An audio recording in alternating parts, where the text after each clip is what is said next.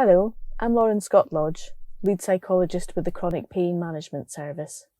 In this short animation, I hope I'm going to be able to help you find your zone of pain tolerance and increase your quality of life. It's been shown to help with self-management if there's a way of describing your own particular emotional or psychological or physiological state. One way of doing this is by thinking of yourself as being in one of three zones: the red zone, the green zone, or the blue zone. The red zone is used to describe when your autonomic nervous system is hyperactivated, and sometimes that's described as being in a state of fight or flight. Emotions in the red zone tend to be fear or anger-based, frustrated, or feeling trapped or pressured. Thinking is rapid, image rather than word-based, and it tends to be focused on the worst thing that can happen, also known as catastrophic thinking. Behaviour can be impulsive or overactive. In this state, sensitivity increases across the board, and that includes your body's sensitivity to pain. Someone can be said to be in the blue zone when they're emotionally numbed or low and physically limited. What emotions are felt can be depressed, and thinking can be preoccupied with loss or hopelessness. In this state, people can be listless, fatigued, and low in energy. With feelings like this, people can sometimes become hyper-focused on the pain, and it can feel overwhelming and defeating. Between the blue and the red zones is the green zone. This is the zone of tolerance, sometimes called the window of tolerance. While you can still sense pain and feel emotions, they don't overwhelm in the green zone. There's an ability to notice a wider variety of sensations, a wider variety of emotions too, and to better access your imagination. You can think beyond your actions to the consequences, and you make more conscious choices about what you do. If you exceed your green zone and go into the red, you've crossed your flare-up line. Sometimes that's known as the boom threshold. And if you move into the blue, you cross your crash line or your bust threshold. You might recognise times when you keep going with an activity beyond your flare-up line. Maybe this happens by itself or when you're upset, but people also push beyond their zone of tolerance when they have an urge to just get a task done despite increasing pain levels. And they often describe fighting the pain and not letting it win. Unfortunately, it's likely that the level of activation in the red zone won't be sustainable, and you'll exacerbate the pain so much that you'll have to drop into the blue zone and spend some time there to recover, leaving you open to feeling the pain has beaten you again. It takes some time for you to be ready to go again and get access to the window where you can tolerate pain to an extent, and that's your next good day. But now, because you've had to rest for a long time, you've lost some muscle condition, and your window of tolerance has thinned. And the more you insist on pushing through the flare-up line, the more you train your brain to be in a state of fight or flight and give you the pain warning signal. So you get less and less access to that green zone, to the point where you ping between the red and the blue with no green to speak of between, and life becomes all about pain. You might have heard of the boom and bust cycle. So, what can be done about this? Well, let's look at pacing. The idea of pacing is that you let go of the striving idea of fighting the pain, and you don't allow yourself to get bogged down in suffering and being defeated by the pain.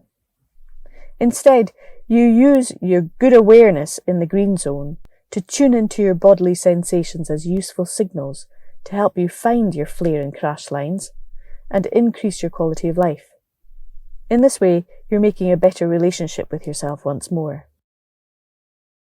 When you get good at knowing the signs of the flare-up and the crash line, you can use this information to chunk your activity down into good quality uptime, followed by good quality downtime. When you're in uptime, you check in on your pain signals using the good levels of self-awareness in the green zone, and you pause the activity when the sensations go up a notch or two, so you can take a break. You don't break for too long, just long enough to let the intensity subside. By nudging the underside of the flare-up line but avoiding going over it, you retrain your brain to expect that you will take its signals seriously so it doesn't have to turn up the volume on your pain. You also increase your muscle tone because you don't have to rest for long recovery periods and become deconditioned.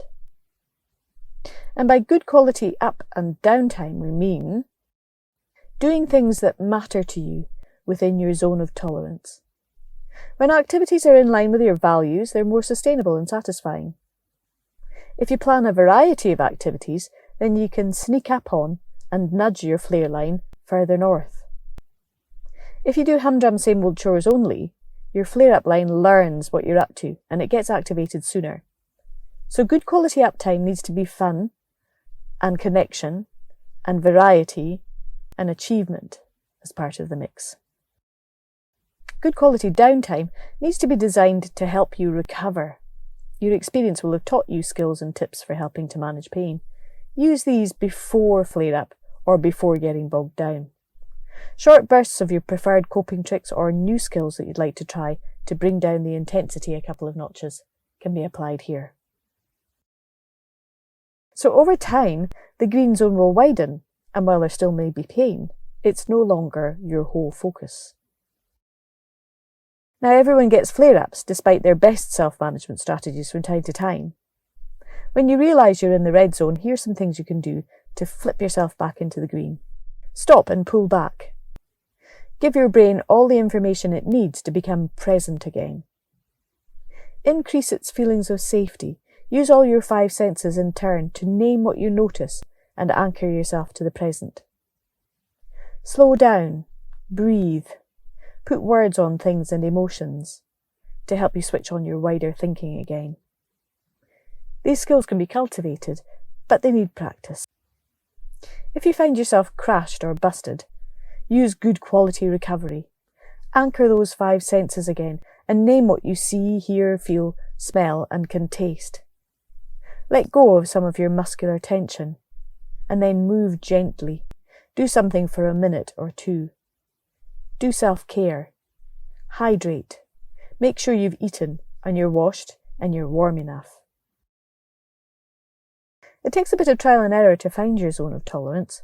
By adopting this approach to managing your pain, over time you can expect more and more good days and for life to be less dominated by your pain and to be able to get on with the things that matter to you. Remember, striving and pressure is the enemy, as is doing nothing and feeling defeated and submitting to your pain. Promoting safe feelings, taking the time to be present and self-aware, and taking your body's signals as useful information is the key to good self-management.